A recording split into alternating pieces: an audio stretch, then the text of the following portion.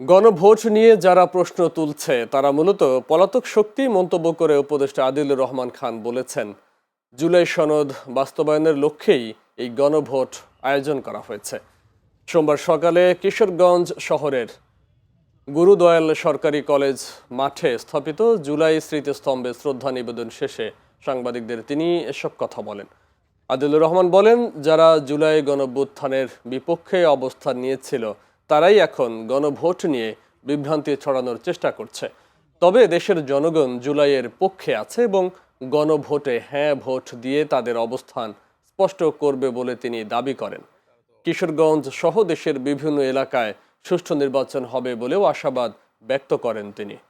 ওরা সীমান্তের অন্যদিকে পালিয়ে যে তাদের বন্ধু বান্ধবরা এদিকে প্রশ্ন করছে, গণভোট জুলাই অগাস্টে যারা আত্মাহুতি দিয়েছেন বাংলাদেশ পরিবর্তনের জন্য, তাদের যারা সহযোদ্ধা